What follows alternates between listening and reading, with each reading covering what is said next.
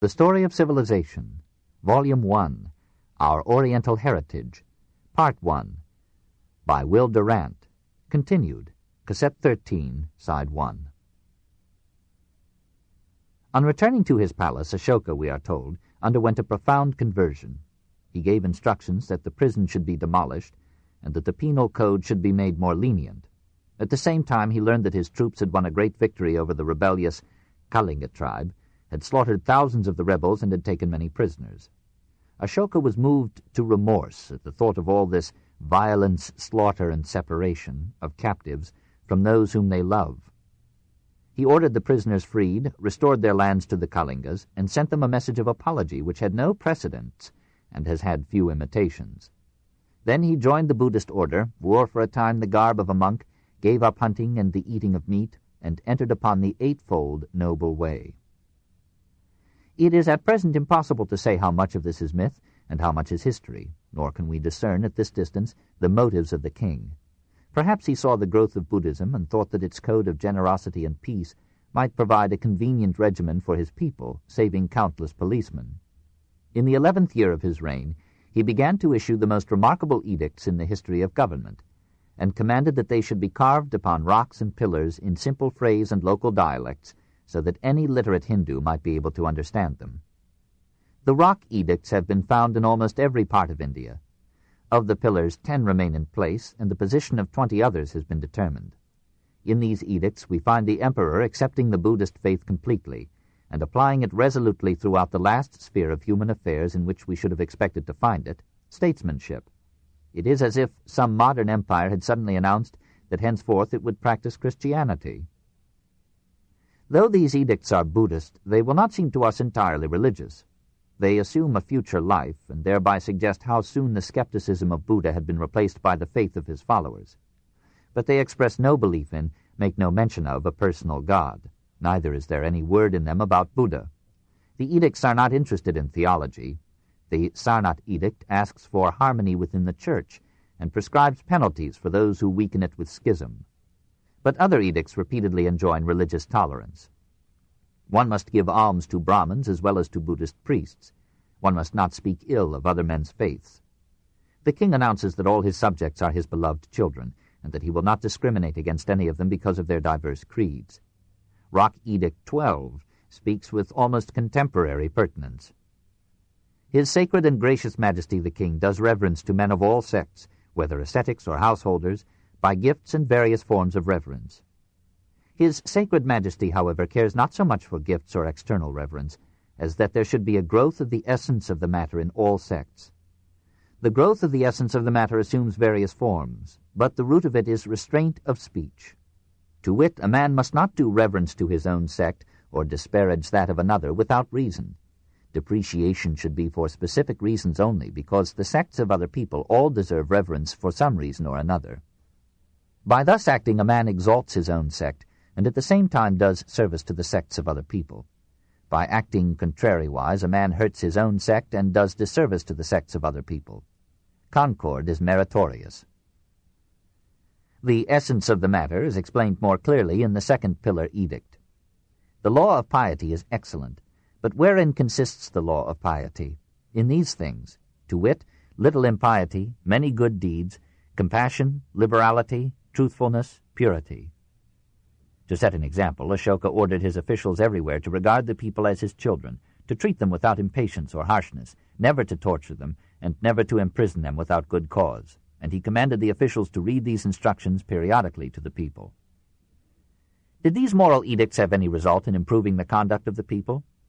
Perhaps they had something to do with spreading the idea of ahimsa, and encouraging abstinence from meat and alcoholic drinks among the upper classes of India.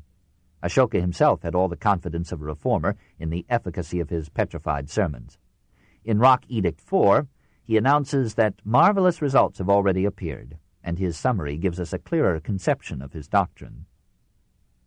Now, by reason of the practice of piety by his sacred and gracious Majesty the King, the reverberation of the war drums has become the reverberation of the law. As for many years before has not happened, now, by reason of the inculcation of the law of piety by his sacred and gracious Majesty the King, there is increased abstention from the sacrificial slaughter of living creatures, abstention from the killing of animate beings, seemly behavior to relatives, seemly behavior to Brahmins, hearkening to father and mother, hearkening to elders. Thus, as in many other ways, the practice of the law of piety has increased, and His Sacred and Gracious Majesty the King will make such practice of the law increase further.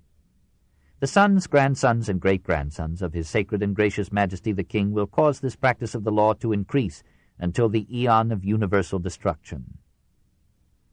The good king exaggerated the piety of men and the loyalty of sons. He himself labored arduously for the new religion. He made himself head of the Buddhist church, lavished gifts upon it, built 84,000 monasteries for it, and in its name established throughout his kingdom hospitals for men and animals. He sent Buddhist missionaries to all parts of India and Ceylon, even to Syria, Egypt, and Greece, where perhaps they helped to prepare for the ethics of Christ. And shortly after his death, missionaries left India to preach the gospel of Buddha in Tibet, China, Mongolia, and Japan. In addition to this activity in religion, Ashoka gave himself zealously to the secular administration of his empire. His days of labor were long, and he kept himself available to his aides for public business at all hours. His outstanding fault was egotism. It is difficult to be at once modest and a reformer. His self-respect shines out in every edict and makes him more completely the brother of Marcus Aurelius. He failed to perceive that the Brahmins hated him and only bided their time to destroy him, as the priests of Thebes had destroyed Ikhnaton 1,000 years before. Not only the Brahmins, who had been given to slaughtering animals for themselves and their gods, but many thousands of hunters and fishermen resented the edicts that set such severe limitations upon the taking of animal life. Even the peasants growled at the command that chaff must not be set on fire along with the living things in it. Half the empire waited hopefully for Ashoka's death. Yuan Chuang tells us that according to Buddhist tradition, Ashoka in his last years was deposed by his grandson, who acted with the aid of court officials. Gradually, all power was taken from the old king, and his gifts to the Buddhist church came to an end. Ashoka's own allowance of goods, even of food, was cut down, until one day his whole portion was half an amalaka fruit. The king gazed upon it sadly, and then sent it to his Buddhist brethren, as all that he had to give. But in truth we know nothing of his later years, not even the year of his death. Within a generation after his passing, his empire, like Ikhnaton's, crumbled to pieces. As it became evident that the sovereignty of the kingdom of Magadha was maintained rather by the inertia of tradition than by the organization of force, state after state renounced its adherence to the king of kings at Pataliputra.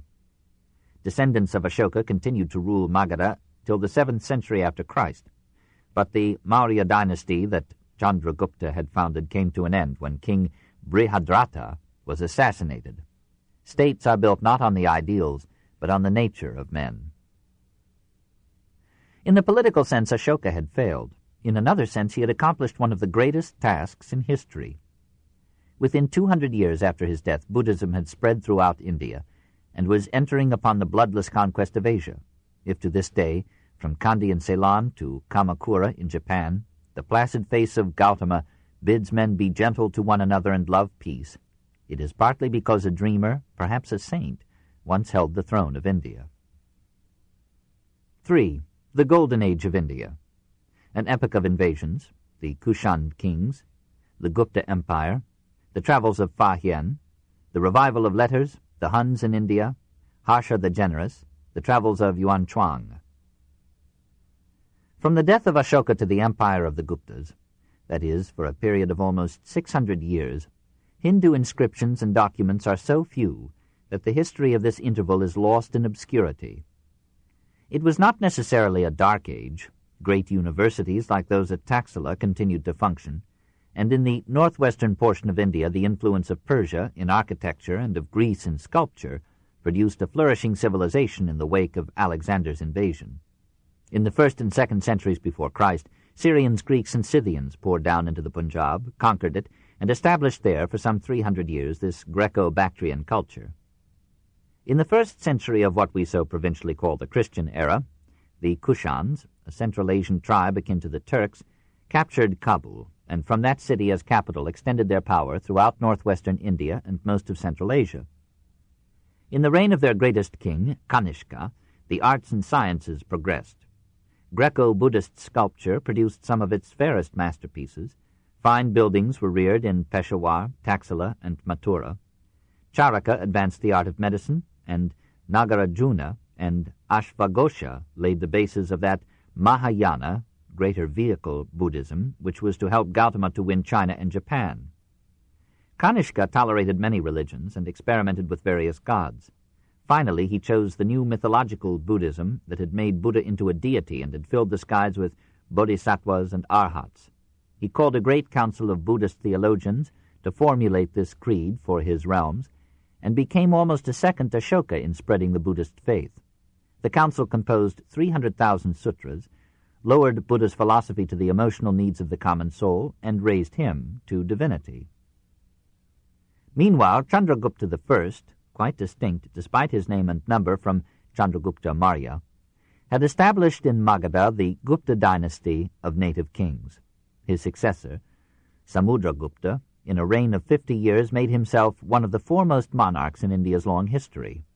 He changed his capital from Pataliputra to Ayodhya, ancient home of the legendary Rama, sent his conquering armies and tax-gatherers into Bengal, Assam, Nepal, and southern India, and spent the treasure brought to him from vassal states in promoting literature, science, religion, and the arts. He himself, in the interludes of war, achieved distinction as a poet and a musician. His son, Vikramaditya, son of power, extended these conquests of arms and the mind, supported the great dramatist Kalidasa, and gathered a brilliant circle of poets, philosophers, artists, scientists, and scholars about him in his capital at Ujjain. Under these two kings, India reached a height of development unsurpassed since Buddha, and a political unity rivaled only under Ashoka and Akbar. We discern some outline of Gupta civilization from the account that Fa Hien gave of his visit to India at the opening of the 5th century of our era. He was one of many Buddhists who came from China to India during this golden age, and these pilgrims were probably less numerous than the merchants and ambassadors who, despite her mountain barriers, now entered pacified India from east and west, even from distant Rome, and brought to her a stimulating contact with foreign customs and ideas. Fa Hien, after risking his life in passing through western China, found himself quite safe in India, traveling everywhere without encountering molestation or thievery. His journal tells how he took 6 years in coming, spent 6 years in India, and needed 3 years more for his return via Ceylon and Java to his Chinese home. He describes with admiration the wealth and prosperity, the virtue and happiness of the Hindu people, and the social and religious liberty which they enjoyed. He was astonished at the number, size, and population of the great cities, at the free hospitals and other charitable institutions which dotted the land, at the number of students in the universities and monasteries, at the imposing scale and splendor of the imperial palaces. His description is quite utopian, except for the matter of right hands. The people are numerous and happy. They have not to register their households or attend to any magistrates or their rules. Only those who cultivate the royal land have to pay a portion of the gain from it. If they want to go, they go. If they want to stay, they stay. The king governs without decapitation or corporal punishments. Criminals are simply fined. Even in cases of repeated attempts at wicked rebellion, they only have their right hands cut off. Throughout the whole country, the people do not kill any living creature, nor eat onions or garlic. The only exception is that of the Chandalas. In that country, they do not keep pigs and fowls, and do not sell live cattle. In the markets there are no butchers' shops and no dealers in intoxicating drinks. Fa Hien hardly noted that the Brahmins, who had been in disfavor with the Mauryan dynasty since Ashoka, were growing again in wealth and power under the tolerant rule of the Gupta kings. They had revived the religious and literary traditions of pre-Buddhist days, and were developing Sanskrit into the Esperanto of scholars throughout India. It was under their influence and the patronage of the court that the great Hindu epics, the Mahabharata and the Ramayana, were written down into their present form. Under this dynasty, too, Buddhist art reached its zenith in the frescoes of the Ajanta caves. In the judgment of a contemporary Hindu scholar, the mere names of Kalidasa and Varaha Mihira, Gunavarman and Vashubandhu, Aryabhata and Brahmagupta are sufficient to mark this epoch as an apogee of Indian culture. An impartial historian, says Havel, might well consider that the greatest triumph of British administration would be to restore to India all that she enjoyed in the 5th century A.D. This heyday of native culture was interrupted by a wave of those Hun invasions which now overran both Asia and Europe, ruining for a time India as well as Rome.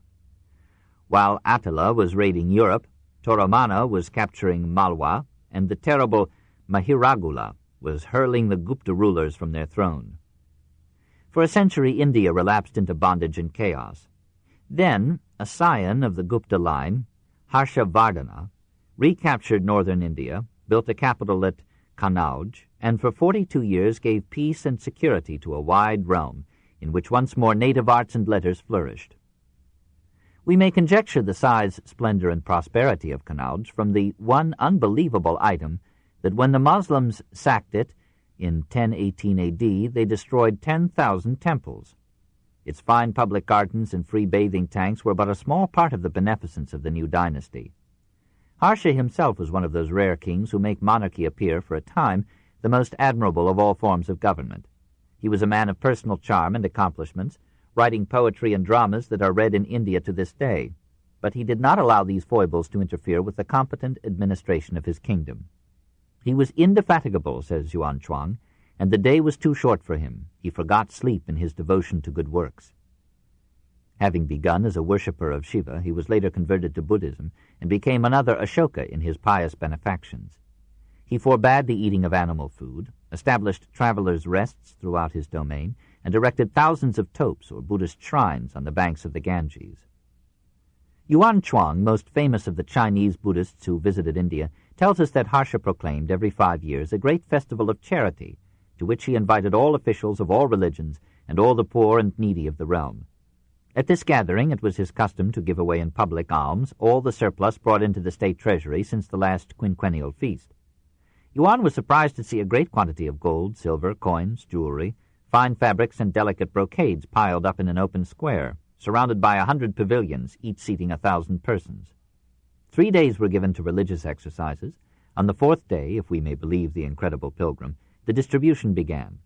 10,000 Buddhist monks were fed, and each received a pearl, garments, flowers, perfumes, and 100 pieces of gold.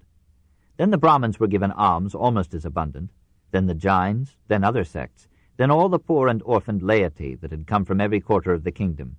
Sometimes the distribution lasted 3 or 4 months. At the end, Harsha divested himself of his costly robes and jewelry and added them to the alms. The memoirs of Yuan Chuang reveal a certain theological exhilaration as the mental spirit of the age. It is a pleasant picture and significant of India's repute in other lands. This Chinese aristocrat, leaving his comforts and perquisites in far-off Chang'an, passing across half-civilized western China, through Tashkent and Samarkand, then a flourishing city, over the Himalayas into India, and then studying zealously for 3 years in the monastic university at Nalanda. His fame as a scholar and a man of rank brought him many invitations from the princes of India. When Harsha heard that Yuan was at the court of Kumara, king of Assam, he summoned Kumara to come with Yuan to Kanauj. Kumara refused, saying that Harsha could have his head but not his guest. Harsha answered, "I trouble you for your head," and Kumara came. Harsha was fascinated by Yuan's learning and fine manners, and called a convocation of Buddhist notables to hear Yuan expound the Mahayana doctrine. Yuan nailed his theses to the gateway of the pavilion in which the discourse was to be held, and added a postscript in the manner of the day. "If anyone here can find a single wrong argument and can refute it, I will let him cut off my head." The discussion lasted 18 days, but Yuan reports, answered all objections and confounded all heretics.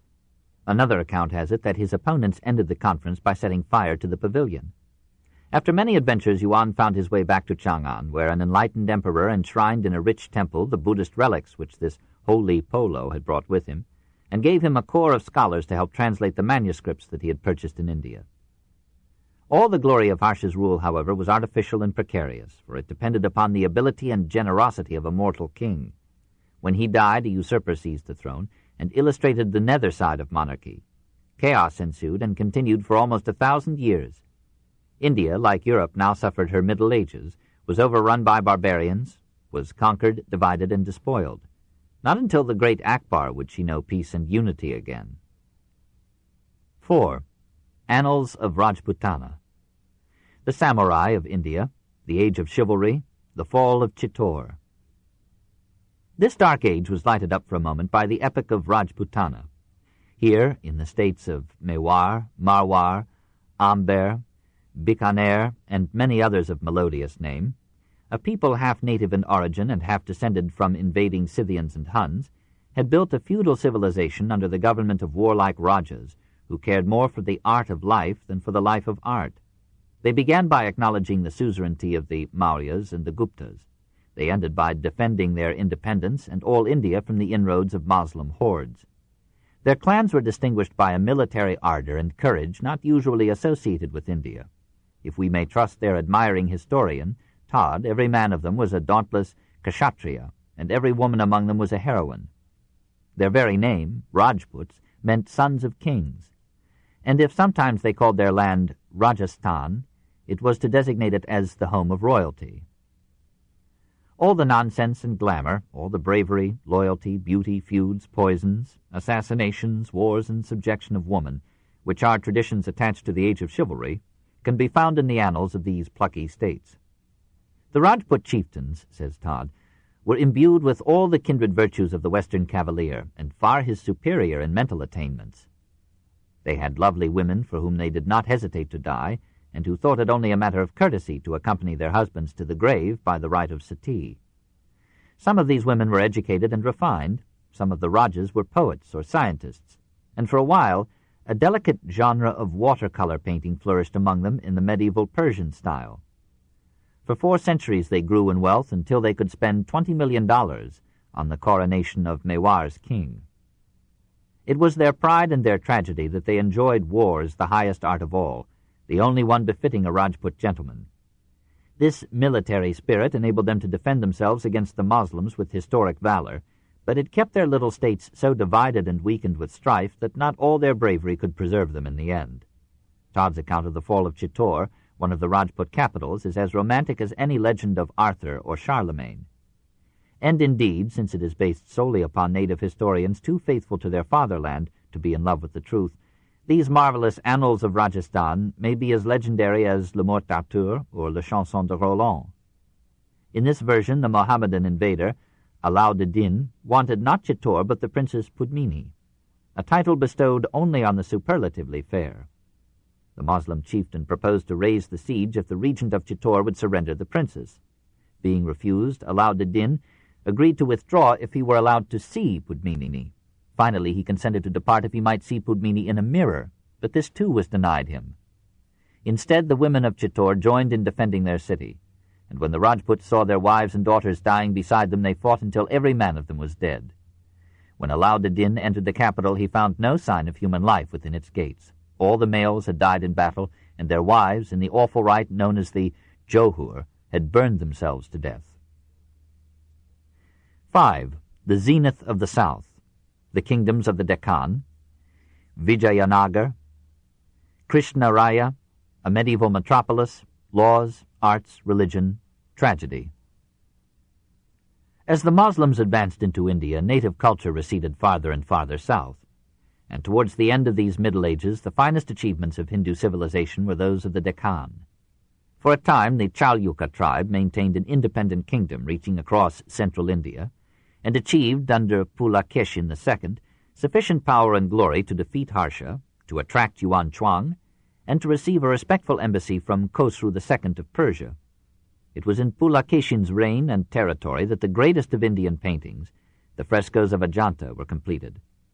Pulakeshin was overthrown by the king of the Pallavas, who for a brief period became the supreme power in central India. In the extreme south, and as early as the 1st century after Christ, the Pandyas established a realm comprising Madura, Tinnevelly, and parts of Travancore. They made Madura one of the finest of medieval Hindu cities and adorned it with a gigantic temple and 1,000 lesser works of architectural art. In their turn they too were overthrown, first by the Cholas and then by the Mohammedans. The Cholas ruled the region between Madura and Madras and thence westward to Mysore. They were of great antiquity, being mentioned in the edicts of Ashoka, but we know nothing of them until the 9th century, when they began a long career of conquest that brought them tribute from all southern India, even from Ceylon. Then their power waned, and they passed under the control of the greatest of the southern states, Vijayanagar. Vijayanagar, the name both of a kingdom and of its capital, is a melancholy instance of forgotten glory. In the years of its grandeur it comprised all the present native states of the Lower Peninsula, together with Mysore and the entire presidency of Madras. We may judge of its power and resources by considering that King Krishnaraya led forth to battle at Talakota 703,000 foot, 32,600 horse, 551 elephants, and some 100,000 merchants, prostitutes, and other camp followers, such as were then wont to accompany an army in its campaigns. The autocracy of the king was softened by a measure of village autonomy, and by the occasional appearance of an enlightened and human monarch on the throne. Krishnaraya, who ruled Vijayanagar in the days of Henry VIII, compares favorably with that constant lover. He led a life of justice and courtesy, gave abounding alms, tolerated all Hindu faiths, enjoyed and supported literature and the arts, forgave fallen enemies and spared their cities, and devoted himself sedulously to the chores of administration. A Portuguese missionary, Domingos Pais, 1522, describes him as the most feared and perfect king that could possibly be, cheerful of disposition and very merry. He is one that seeks to honor foreigners and receives them kindly. He is a great ruler and a man of much justice, but subject to sudden fits of rage. He is by rank a greater lord than any, by reason of what he possesses in armies and territories, but it seems that he has in fact nothing compared to what a man like him ought to have, so gallant and perfect is he in all things. The capital, founded in 1336, was probably the richest city that India had yet known. Niccolo Conti, visiting it about 1420, estimated its circumference at 60 miles. Pais pronounced it as large as Rome and very beautiful to the sight. There were, he added, many groves of trees within it and many conduits of water, for its engineers had constructed a huge dam on the Tungabhadra River and had formed a reservoir from which water was conveyed to the city by an aqueduct 15 miles long, cut for several miles out of the solid rock. Abdur Razak, who saw the city in 1443, reported it as such that eye has not seen nor ear heard of any place resembling it upon the whole earth. Pais considered it the best provided city in the world, for in this one everything abounds. The houses, he tells us, numbered over 100,000, implying a population of 500,000 souls. He marvels at a palace in which one room was built entirely of ivory. It is so rich and beautiful that you would hardly find anywhere another such. When Firoz Shah, Sultan of Delhi, married the daughter of Vijayanagar's king in the latter's capital, the road was spread for 6 miles with velvet, satin, cloth of gold, and other costly stuffs. However, every traveler is a liar. Underneath this wealth, a population of serfs and laborers lived in poverty and superstition, subject to a code of laws that preserved some commercial morality by a barbarous severity. Punishment ranged from mutilation of hands or feet to casting a man to the elephants, cutting off his head, impaling him alive by a stake thrust through his belly, or hanging him on a hook under his chin until he died. Rape as well as large-scale theft was punished in this last way. Prostitution was permitted, regulated, and turned into royal revenue. Opposite the mint, says Abdur Razak, is the office of the prefect of the city, to which it is said 12,000 policemen are attached, and their pay is derived from the proceeds of the brothels. The splendor of these houses, the beauty of the heart-ravishers, their blandishments and ogles are beyond all description. Women were of subject status, and were expected to kill themselves on the death of their husbands, sometimes by allowing themselves to be buried alive. Under the Rayas or kings of Vijayanagar, literature prospered, both in classical Sanskrit and in the Telugu dialect of the south. Krishnaraya was himself a poet, as well as a liberal patron of letters, and his poet laureate, Alasani Pedana, is ranked among the highest of India's singers. Painting and architecture flourished, enormous temples were built, and almost every foot of their surface was carved into statuary or bas-relief. Buddhism had lost its hold, and a form of Brahmanism that especially honored Vishnu had become the faith of the people. The cow was holy and was never killed, but many species of cattle and fowl were sacrificed to the gods and eaten by the people. Religion was brutal, and manners were refined. In one day all this power and luxury were destroyed. Slowly the conquering Moslems had made their way south. Now the sultans of Bijapur, Ahmadnagar, Golconda, and Bidar united their forces to reduce this last stronghold of the native Hindu kings. Their combined armies met Rama Raja's 500,000 men at Talakota. The superior numbers of the attackers prevailed. Rama Raja was captured and beheaded in the sight of his followers, and these, losing courage, fled. Nearly 100,000 of them were slain in the retreat, until all the streams were colored with their blood. The conquering troops plundered the wealthy capital and found the booty so abundant that every private man in the Allied army became rich in gold, jewels, effects, tents, arms, horses, and slaves. For 5 months the plunder continued. The victors slaughtered the helpless inhabitants in indiscriminate butchery, emptied the stores and shops, smashed the temples and palaces, and labored at great pains to destroy all the statuary and painting in the city. Then they went through the streets with flaming torches and set fire to all that would burn. When at last they retired, Vijayanagar was as completely ruined as if an earthquake had visited it and had left not a stone upon a stone. It was a destruction ferocious and absolute, typifying that terrible Moslem conquest of India which had begun 1,000 years before and was now complete. 6. The Moslem conquest. The weakening of India, Mahmud of Ghazni, the Sultanate of Delhi, its cultural asides, its brutal policy, the lesson of Indian history. The Mohammedan conquest of India is probably the bloodiest story in history.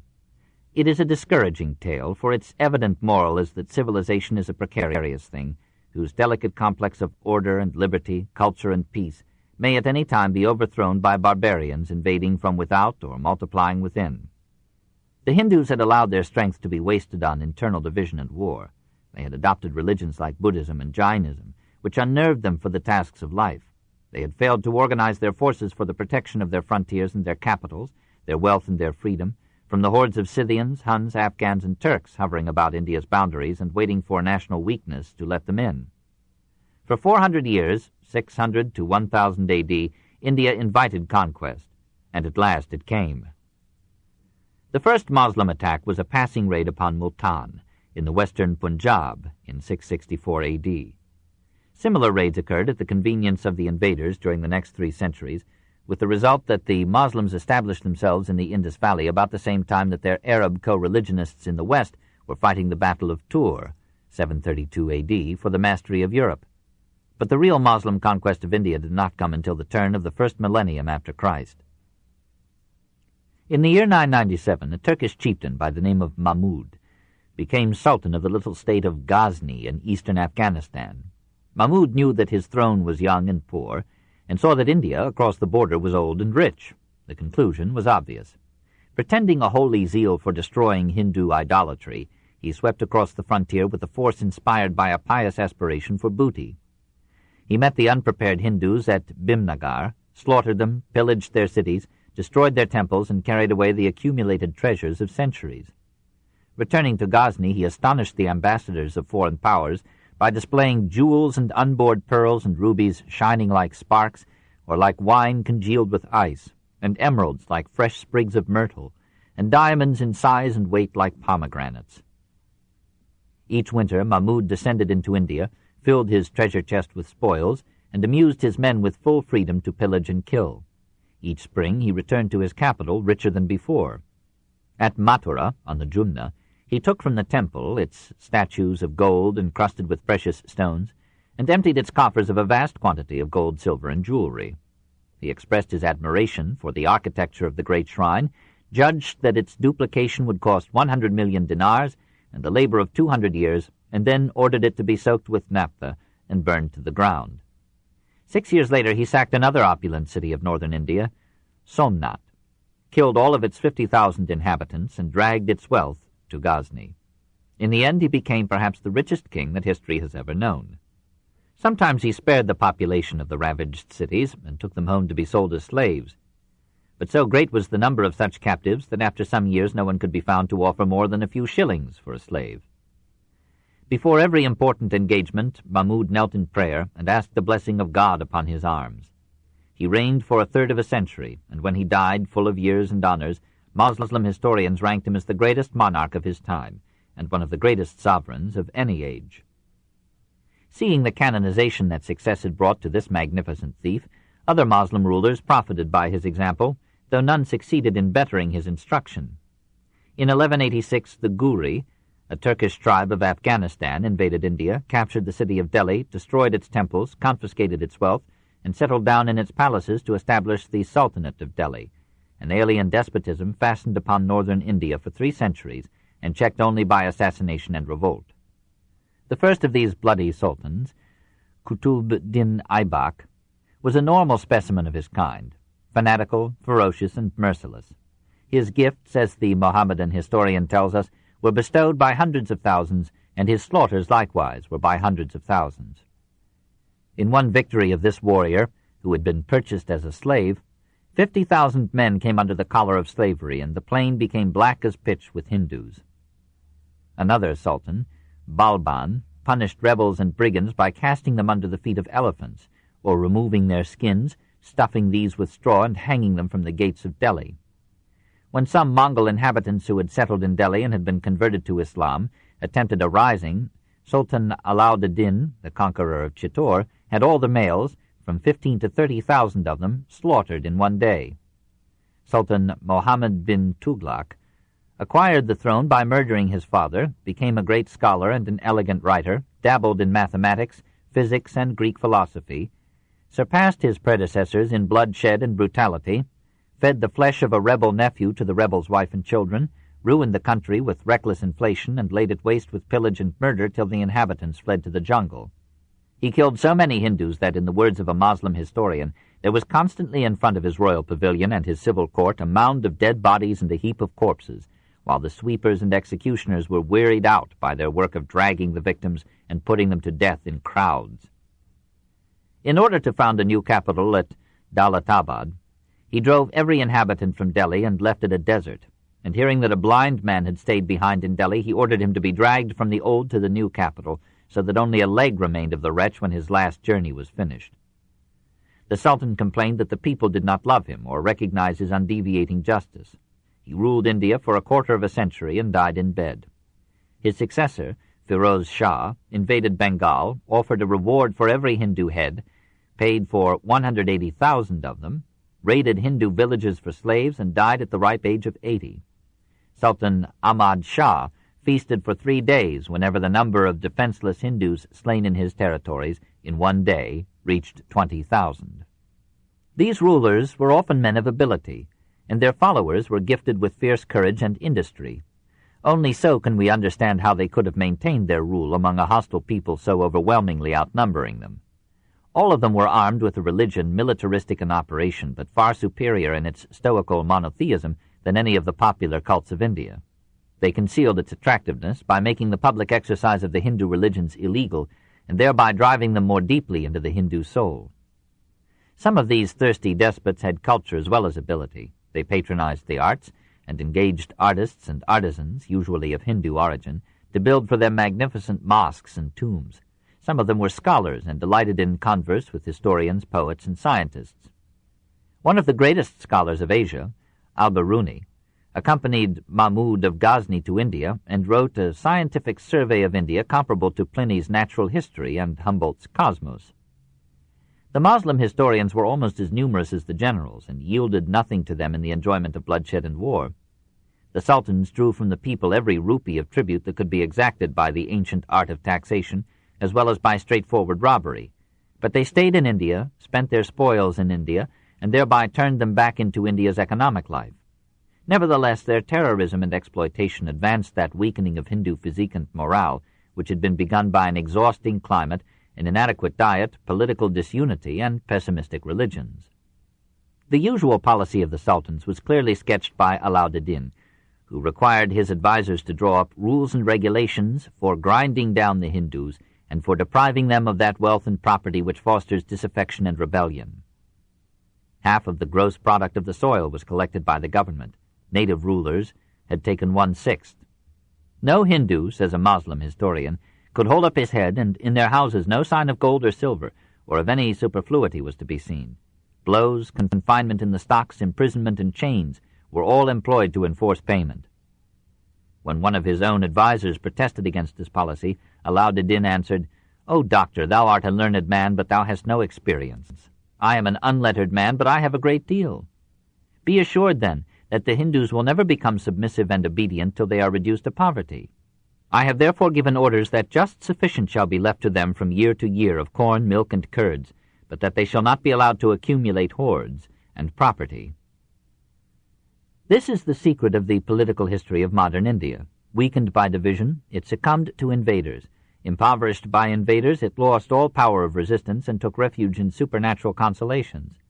It argued that both mastery and slavery were superficial delusions, and concluded that freedom of the body or the nation was hardly worth defending in so brief a life. The bitter lesson that may be drawn from this tragedy is that eternal vigilance is the price of civilization. A nation must love peace, but keep its powder dry. 7. Akbar the Great. Tamerlane, Babur, Humayun, Akbar, his government, his character, his patronage of the arts, his passion for philosophy, his friendship for Hinduism and Christianity, his new religion, the last days of Akbar. It is in the nature of governments to degenerate, for power, as Shelley said, poisons every hand that touches it. The excesses of the Delhi sultans lost them the support not only of the Hindu population but of their Moslem followers. When fresh invasions came from the north, these sultans were defeated with the same ease with which they themselves had won India. Their first conqueror was Tamerlane himself, more properly Timur Ilang, a Turk who had accepted Islam as an admirable weapon and had given himself a pedigree going back to Genghis Khan in order to win the support of his Mongol horde. Having attained the throne of Samarkand and feeling the need of more gold, it dawned upon him that India was still full of infidels. His generals, mindful of Moslem courage, demurred, pointing out that the infidels who could be reached from Samarkand were already under Mohammedan rule. Mullahs, learned in the Quran, decided the matter by quoting an inspiring verse. "O Prophet, make war upon infidels and unbelievers, and treat them with severity." Thereupon Timur crossed the Indus in 1398, massacred or enslaved such of the inhabitants as could not flee from him, defeated the sources of Sultan Mahmud Tughlaq, occupied Delhi, slew 100,000 prisoners in cold blood, plundered the city of all the wealth that the Afghan dynasty had gathered there, and carried it off to Samarkand with a multitude of women and slaves, leaving anarchy, famine, and pestilence in his wake. The Delhi sultans remounted their throne and taxed India for another century before the real conqueror came. Babur, founder of the great Mughal dynasty, was a man every whit as brave and fascinating as Alexander. Descended from both Timur and Genghis Khan, he inherited all the ability of these scourges of Asia without their brutality. He suffered from a surplus of energy in body and mind. He fought, hunted, and traveled insatiably. It was nothing for him single-handed to kill 5 enemies in 5 minutes. In 2 days he rode 160 miles on horseback and swam the Ganges twice in the bargain. And in his last years he remarked that not since the age of 11 had he kept the fast of Ramadan twice in the same place. "In the 12th year of my age," he begins his memoirs, "I became the ruler in the country of Fargana." At 15, he besieged and captured Samarkand, lost it again when he could not pay his troops, nearly died of illness, hid for a time in the mountains, and then recaptured the city with 240 men, lost it again through treachery, hid for 2 years in obscure poverty, and thought of retiring to a peasant life in China, organized another force, and by the contagion of his own bravery took Kabul in his 22nd year. Overwhelmed the 100,000 soldiers of Sultan Ibrahim at Panipat with 12,000 men and some fine horses, killed prisoners by the thousands, captured Delhi, established there the greatest and most beneficent of the foreign dynasties that have ruled India, enjoyed 40 years of peace, composed excellent poems and memoirs, and died at the age of 47 after living, in action and experience, a century. His son, Humayun, was too weak and vacillating and too addicted to opium to carry on Babur's work. Sher Shah, an Afghan chief, defeated him in 2 bloody battles and restored for a time the Afghan power in India. Sher Shah, though capable of slaughter in the best Islamic style, rebuilt Delhi in fine architectural taste and established governmental reforms that prepared for the enlightened rule of Akbar. This book is concluded on the other side of this cassette. Please reverse or turn the cassette over now.